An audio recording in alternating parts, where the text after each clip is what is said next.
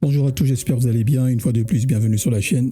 Il y a un service Windows appelé WHESVC qui inquiète actuellement de nombreux utilisateurs Windows. Avec tout ce qui se passe chez Microsoft, c'est normal. Certaines publications affirment qu'ils surveilleraient votre processeur, la température de votre ordinateur, votre batterie et d'autres informations avant d'envoyer automatiquement des données à Microsoft toutes les 15 minutes. Plusieurs personnes conseillent même de le désactiver immédiatement. Il faut savoir que désactiver un service Windows sur la base d'une publication alarmiste peut provoquer davantage de problèmes qu'il n'en résout. Alors, qu'est-ce que WHESVC? Est-ce réellement un service d'espionnage? Peut-il ralentir votre ordinateur? Et surtout, devez-vous le désactiver? Nous allons vérifier cela simplement. Qu'est-ce que WHESVC? Qui veut simplement dire Windows Health and Optimize Experiences.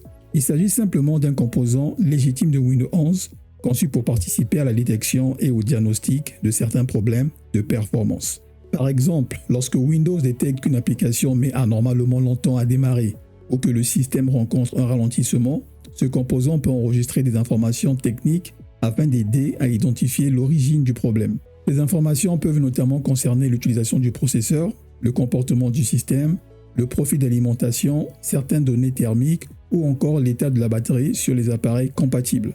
Cela ne signifie toutefois pas que Microsoft observe directement tout ce que vous faites sur votre ordinateur. Le service WHESVC ne surveille pas vos documents, vos mots de passe ou le contenu de vos conversations. Son rôle concerne principalement le diagnostic technique et les performances du système. Les traces associées à WHESVC peuvent être enregistrées localement dans un dossier temporaire de Windows. Selon votre version de Windows et l'activité du service, ce dossier peut être vide, absent ou contenir différents fichiers de diagnostic. Ces fichiers servent notamment à mieux comprendre certains problèmes de lenteur. Ils peuvent également être utilisés lorsqu'un utilisateur décide d'envoyer volontairement un rapport depuis le hub de commentaires de Windows. Le point important est donc le suivant. La présence de fichiers de diagnostic sur votre ordinateur ne prouve pas qu'ils sont automatiquement envoyés à Microsoft. Il faut distinguer trois actions différentes. La surveillance de certains indicateurs techniques, l'enregistrement local d'une trace et la transmission éventuelle de cette trace à Microsoft. C'est probablement l'affirmation la plus inquiétante, mais également la plus trompeuse. Le service peut effectuer certaines vérifications de façon périodique. Cependant, une vérification effectuée toutes les 15 minutes ne signifie pas qu'un fichier est automatiquement envoyé sur Internet toutes les 15 minutes. Selon les explications communiquées par Microsoft, les traces utilisées pour diagnostiquer certains ralentissements sont d'abord conservées localement. Elles peuvent ensuite être associées à un rapport lorsque l'utilisateur signale lui-même un problème depuis le hub de commentaires. À l'heure actuelle, aucune preuve fiable ne démontre que WHESVC envoie automatiquement un rapport complet contenant vos données personnelles à Microsoft toutes les 15 minutes. La fréquence découverte dans certains paramètres du service semble donc avoir été interprétée de manière excessive. WHESVC est devenu plus visible récemment, mais le composant n'est pas apparu soudainement sans aucune explication. Des fonctions associées au diagnostic automatique des ralentissements avaient déjà été repérées dans les versions de test de Windows 11 en 2025. Microsoft travaille alors sur des mécanismes permettant de détecter les applications lentes et de générer des traces plus utiles pour le diagnostic. La polémique vient surtout du fait que davantage d'utilisateurs ont découvert ce service dans Windows sans connaître précisément son rôle. Et lorsqu'un service possède un nom peu compréhensible, les rumeurs se propagent rapidement. Pour la majorité des utilisateurs, ma recommandation est simple. Ne désactivez pas WHESVC uniquement parce qu'une publication affirme qu'il s'agit d'un logiciel espion. Il s'agit d'un composant légitime de Windows. Aucune preuve fiable ne montre actuellement que sa désactivation améliore sensiblement les performances, réduit fortement l'utilisation de la mémoire ou augmente les FPS dans les jeux. Désactiver ce service peut surtout empêcher Windows de collecter certaines informations utiles lorsqu'un véritable problème de performance apparaît. Vous pouvez vérifier son comportement directement en ouvrant le gestionnaire des tâches avec le raccourci CTRL+Échappe. Ensuite, vous allez dans Services et dans la barre de recherche, vous tapez WHESVC. Vous copiez le PID, donc 3552, vous allez dans Processeur, 3552. Une fois le PID entré, tout ce que vous devez faire, c'est observer l'utilisation du processeur, de la mémoire et du disque. Pour ma part, on peut voir au niveau du processeur, je suis à 0%. Au niveau de la mémoire, je suis à 11 et au niveau du disque, je suis à 0. Donc en gros, il ne consomme rien. Je ne vois aucune raison urgente de le désactiver.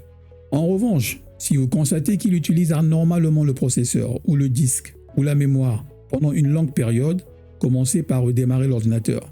Installez ensuite les mises à jour officielles disponibles et vérifiez si le problème revient. Une désactivation temporaire peut être utilisée pour effectuer un test comparatif, mais uniquement si vous avez identifié une consommation anormale directement liée à ce service. Elle ne doit pas devenir une recommandation générale pour tous les ordinateurs. Je vous conseille également de rester prudent avec les scripts trouvés sur Internet qui désactivent automatiquement des dizaines de services Windows. Ces outils promettent souvent de rendre le système plus rapide, de rendre le système plus léger et plus respectueux de la vie privée. Mais ils peuvent aussi provoquer des dysfonctionnements difficiles à identifier, tels que des problèmes avec Windows Update, des outils de diagnostic indisponibles, fonctionnalités désactivées ou des erreurs apparaissant plusieurs jours, voire plusieurs semaines après leur exécution. Si vous souhaitez malgré tout tester ce type de script, faites-le d'abord dans une machine virtuelle et surtout n'oubliez pas de créer un point de contrôle avant toute modification. Cela vous permettra d'observer les effets du script et de revenir facilement en arrière en cas de problème. Gardez toutefois à l'esprit qu'un test concluant dans une machine virtuelle ne garantit pas un fonctionnement identique sur votre ordinateur principal. Et notez ceci, avant de désactiver un service Windows, il est donc essentiel de connaître précisément son rôle, de vérifier son utilisation réelle des ressources et de comprendre les conséquences possibles de sa désactivation. Voici mon verdict final. WHESVC existe réellement. Il peut surveiller certains indicateurs techniques afin d'identifier les problèmes de performance. Il peut également créer des fichiers de diagnostic localement sur votre ordinateur. Mais cela ne prouve pas que Microsoft espionne vos activités ou envoie automatiquement toutes vos données toutes les 15 minutes. Au moment où je fais cette vidéo, aucune preuve sérieuse ne montre non plus que sa désactivation améliore réellement les performances de Windows 11.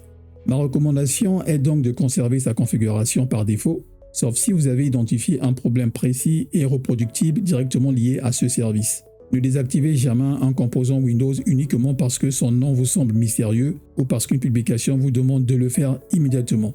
Dites dans les commentaires si vous avez constaté une consommation anormale du processeur, de la mémoire ou du disque. Vos témoignages pourraient aider d'autres utilisateurs. Voilà pour cette vidéo, chers amis. Si elle vous a été utile, pensez à vous abonner, liker et à partager cette vidéo avec d'autres utilisateurs de Windows. Sur ce, je vous dis à très bientôt pour une prochaine vidéo.